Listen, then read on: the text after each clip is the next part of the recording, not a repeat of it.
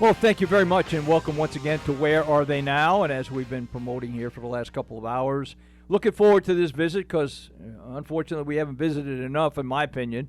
But Mitchell Solomon, we're going over to the Tulsa area, and we're going to talk to Mitchell. And I've said this about you, Mitchell, and I don't want to embarrass you. You'll be blushing all over the place, but you turned into one of the more beloved players we had for one reason, and that's because you improved year after year after year and made yourself a good player. And I think that's a testimony to you. Yeah, thank you. First, I appreciate you having me on. And yeah, I mean, that's the goal, right? To just, if you're getting a little bit better every day, then over the years, then it turns into a pretty good career. I think it was last week, might have been the week before, might have been right before we started NCAA tournament play. But Boynton reflected back on his first team and the players that he inherited, if you will, when he took over as the head coach here at Oklahoma State. And he was very complimentary of you and the players that, what they have now, what the players have now is a direct result of the work put in by you guys early on. Did you feel that investment? Absolutely. From day one, Coach Boynton was genuine and did what he said he was gonna do. So I think that people and players, fans, everybody in the Cowboy Nation has picked up on that, and it's grown into what we've become today.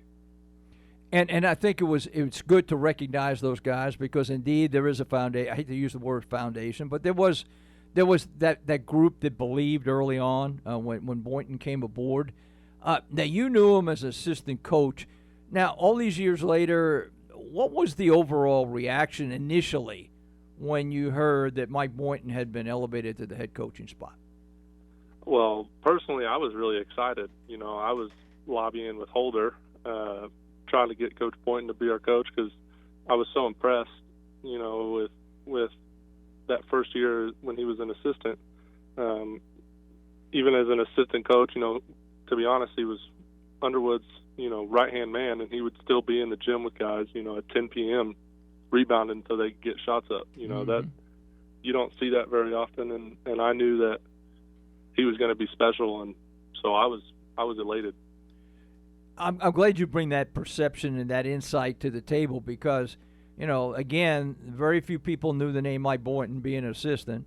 When he was elevated, there were some people going, now, wait a minute, who's this again? We got to look through the books and see what he's done. But the players that he talked about earlier this last week, you guys believed from day one. So you must have seen something when he was an assistant that kind of pulled you over to his side. Yeah, absolutely. All the hard work that he put in and the love that he showered on us, it wasn't fake. Some guys put up a show, and they're pretty good at putting up the show, but, you could tell Coach Boynton was legit, and he was doing all the things he was doing for us because he cared. Let's go back to those early days now. Again, you had the distinction, as some of your teammates did, and this is unheard of anymore probably, that you played for three different coaches. Ford recruited you, signed you. You played a couple of years with him. Underwood was here 1 year. Then he was gone to Illinois. And, of course, Boynton. Even though you had some familiarity with Boynton, how difficult was that for have three head coaches in the span that you were here? It's definitely something that doesn't happen for very many guys in college basketball. But I tried to just make the most of it. If you're going to complain about it and let it ruin your mood, then, it's going to be a negative thing, whereas I just tried to turn it into a positive. You have to think about, I had to learn three new systems, but I also got to learn from three good coaches. I got to learn, instead of just learning from one coach, I had, including the assistants, probably 15 to 20 coaches over my career. So all those coaches, giving me knowledge and, imparting their wisdom on me, I think had a benefit more than, or at least I like to look at it more as a benefit than as a hindrance. And each one had a distinct personality, as we all do. And players have to get in sync with the personality of a head coach. in order for this whole thing to work. How difficult was it to adapt to that? Because, as I said, each one kind of was different than the other one. Yeah, there's definitely some growing pains. Anytime you get a new coach, they kind of have to learn how you operate, and you have to learn how they operate, and kind of figure out how you're going to mesh. So there's definitely some growing pains, but you just kind of have to figure it out. A lot of the guys, I was fortunate enough to have a lot of guys that I played through the years with stay there, and so we stayed pretty tight, and we made it pretty easy, I think, for a new coach to come in when they needed to come in and gel with the team.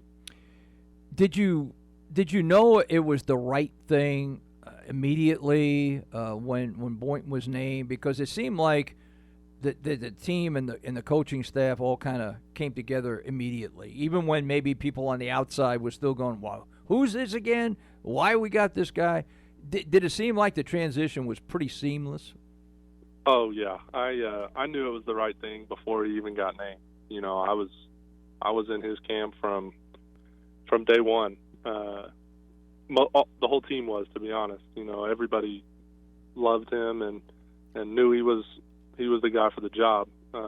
It was kind of funny to see everyone's reactions, because I knew that they didn't know what I knew, and I was kind of excited at the same time, for everyone else to see what I knew about Coach Boynton and how he operates and the man and the character that he has.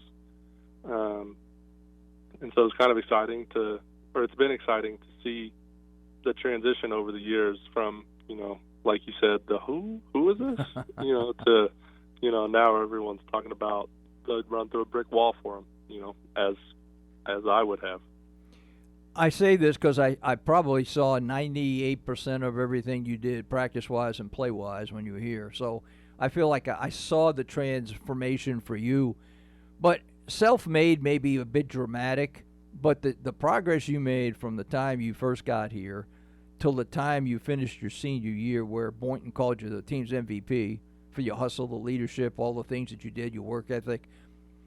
When you look back on it now, are you somewhat amazed is not the word, because you knew your own qualifications, but you really made some strides in a short period of time?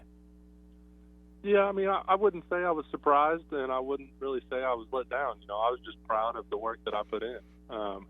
No one will ever be able to tell me that I didn't give it everything I had, and no one will ever be able to tell me I didn't leave it all on the floor. So, I'm proud of what I accomplished, and just can always look back on that time period, and with joy and gratitude, for the coaches and the fans and the players and teammates and brothers that invested in me, believed in me, and it it paid off. I'll always be proud of it. Was there one assistant coach? Was there one coach, one teammate you had that you can look back on it now, several years later, and say, "Man, that was the moment when they helped me go past what I thought I could do. They didn't let me quit. They didn't let me get down. They pushed me even further." Anybody in that category? You know what? Boynton definitely pushed me to excel, as a leader. So I'm not a very, vocal person, but Boynton pushed me to become more vocal, as he wanted me to be the MVP and, the leader that I could be.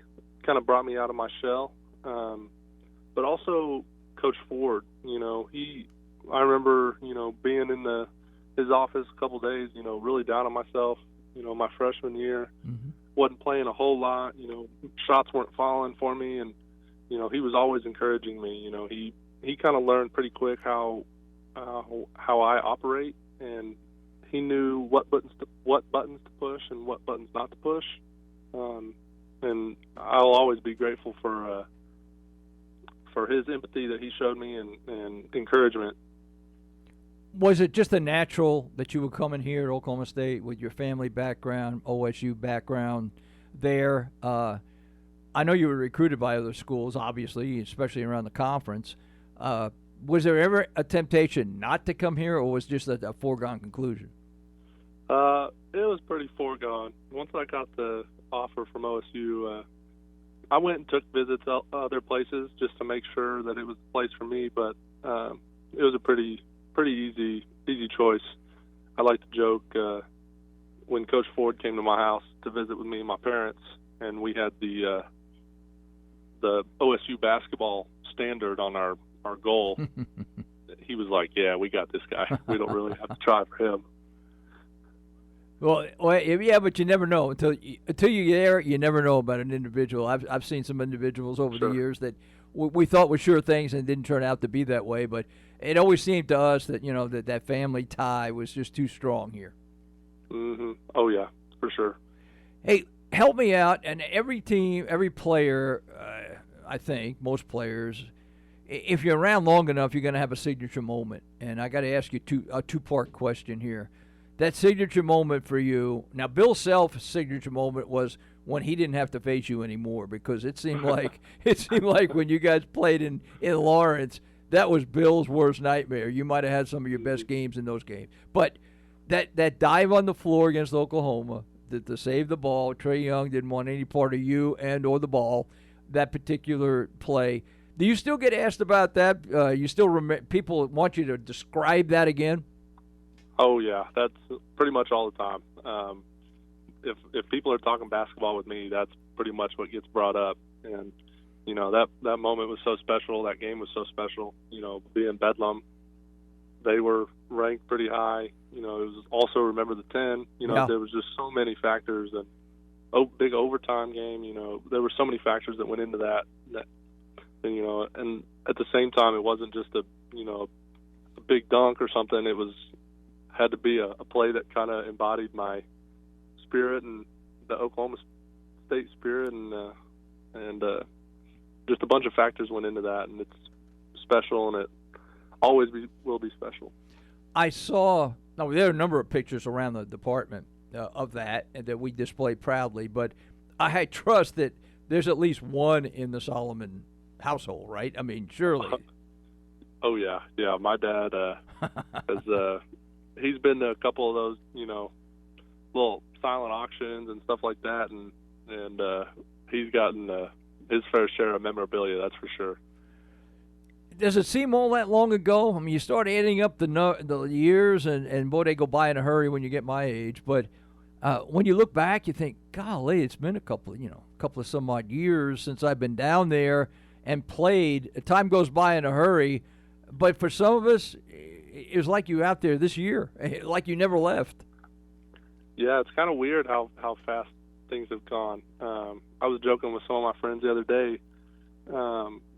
Some of the managers that were there my senior year as freshmen, are leaving now, and they were all posting their pictures on Instagram, and I was like, man, because I know some of the guys on the team, because I've been around. I was around for my fifth year, right? But now that some of these guys that were managers are leaving, I wasn't there when anybody that's there now was there, and it's kind of a weird feeling, to be honest. But that's part of the progress that our program's making, I think. I would think that it'd be nice to think that you come back and work out with these guys. Now, you might not want to. You might be a little sore the next day. I don't know what you've been doing since you left here, but you did do it for a while and got out there and run around with some of those guys in practice. Yeah, my fifth year, when I was still there for school, to finish up school, that was a unique opportunity, I think, that the coaching staff afforded me. There were a couple bigs that hadn't been in the college atmosphere before, and so they let me come and beat up on them for a little bit. Welcome to the Big 12. URNA being one of them, as I recall, right? You kind of pushed and shoved on him a little bit. Yeah. But you are you still playing any form of basketball? I mean, I can't imagine you would have just gone cold turkey and not played somewhere doing something. You know what? I play a little bit every once in a while. My friends, will play pickup, but my body was just so beat up. Mm-hmm. I had, a surgery and some shots and stuff after I was done playing that, I'm not really the guy that goes and plays the men's leagues, on Sundays and all that, just because it's just, it's not really a win-win for me. There's guys that want to try and play too hard and show up, and I just am not. It's not worth getting hurt anymore. Well, but I still work out and stay in shape. At least I try to. Yeah, I was going to say. I mean, some of us, we have to know when to call it quits. I mean, and even though what is it? The mind's willing, but the body sometimes is not. I guess that's what the saying goes. Yeah.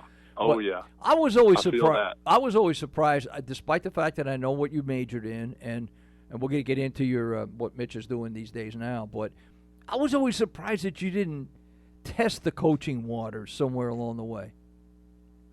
Yeah, you know what? It was not necessarily offered to me, but everyone always asked me that too, and I think it kind of came down to, like, I know what I'm doing in my head. I'm really good at knowing what to do and the little ins and outs and the intricacies of the game, and I feel like at least that I have a pretty high basketball IQ, but I kind of struggle putting it into words sometimes, and that's kind of why I didn't really go that route. Without putting anybody else in the conversation, I mean, did you get, at least initially, a phone call or two, even on a high school level or whatever, saying, "Hey, why don't you give it a try? Why don't you come out?" No, not really. Some people that I know, that are in the, like, the profession, I guess, that you should try it, but it wasn't, an offer or anything like that. Well, you had your mind made up academically, for sure. Not only were you an all-Big 12 performer on the court, you were certainly an all-Big 12 academic performer in the classroom. Tell us what you're doing now, and how you're making your way through the industry now. Yeah, so now I'm a engineer at a steel processing company here in Tulsa. We manufacture parts out of carbon and stainless steel. I do a lot of drafting, so AutoCAD, SolidWorks, stuff like that. I'm drawing parts all day, and I'm enjoying it. Not too many people probably in your industry that walk around are 6'9", so I mean, you basically, somebody's going to come up, even if they are a little timid, and say, "Hey, did you ever play you'll get one of those." But basketball has to come up in your conversations with your colleagues from time to time, I would think. Yeah, being 6'9" is definitely an abnormality in my field. But I enjoy talking basketball with people, and when there's obviously there's some guys from the other school that work with me that I don't want to talk about. Oh, is that right? Yeah. Sometimes. But it's just a good time. I enjoy talking with those guys, and they're always interested, and I'm more than happy to talk about it. Yeah, but you could do some talking this year, especially. I mean, that would. Oh yeah. just got to show up. Just hold up the scores. That's all you need to do, and then you don't have to say much else. Hey, I don't want to get out of here without getting your evaluation or reaction. I guess evaluation is not the right word, of what you saw from Cade Cunningham this year. I know the generational talent is used a lot when referring to him. But this was a guy who was special from start to finish. Yeah, you said it. I mean, the kid is special. I'm always kind of skeptical of, big name recruits, just because, I think they're sometimes coddled. But he was the exact opposite. He blew the doors off my expectations, and I couldn't be happier to admit that I was wrong about him. He just can do everything. He can play at the point guard and he's a mismatch. He can play down low and he's a mismatch. It's pretty incredible, and he's been really fun to watch. And I'm glad he was on our side. That's for sure. Yeah, let me tell you. So there's a lot of people who are saying that. They're glad he was wearing Oklahoma State uniform. Oh yeah. And not having to go against him a couple of times a year. You still close? I mean, who are your closest friends, if you will, on the team when you were here? And do you stay in contact with these guys even though you're not playing anymore?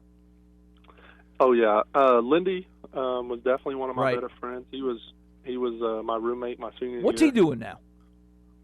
I think the last time I talked to him, he was training to go overseas. I think he's back in Norman now, training, just staying in shape and waiting for his call overseas, I think. Okay. And then I was also pretty good friends with Will Linus. A lot of people might not know who he is, but he was one of the walk-ons my junior year, and we were both big centers from Oklahoma, and we just kind of gelled pretty well. We're both pretty goofy, and it was a good time. Well, I know you stay close contact with basketball for sure. You're not that far away over in Tulsa, obviously. This year, because of the reduced crowds, I don't know that you were able to get a ticket or come over anyway, but hopefully next year things will loosen up where more people can come out and watch. And what a shame, don't you think, that more people couldn't actually come to the arena to watch Cade Cunningham?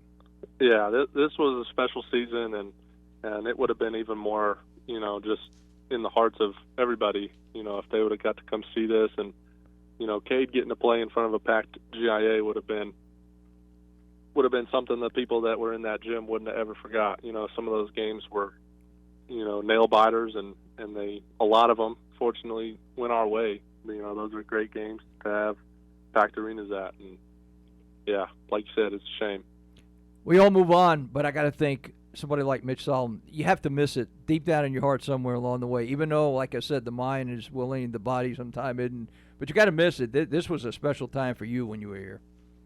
Oh, yeah. I wouldn't trade it for the world. It's kind of funny, the basketball, I miss playing basketball for sure, but, what I really miss is the environment, the culture around the program, and getting up every day to work hard, and your teammates are there with you, and that's a bond, that you'll never get back, you'll never have again. It's just not that bond that teammates have, especially in college. It just doesn't exist elsewhere, and especially a bond like that at OSU, with the program that we have, it's going to be something I'm going to always look back on and wish was permanent. But, as time goes on, that's what I'm going to do, look back. I can remember the rebounds and the points, but the thing I think I'll remember about you mostly as we get ready to wrap this up was your attention to the academic detail and how you made academics and the athletics work. I mean, you weren't in exactly an easy field, to say the least, and a lot of hours had to go into your field of study for you to get to where you were. But there was the discipline, to me, that was the most impressive that I saw while you were here for 4 years.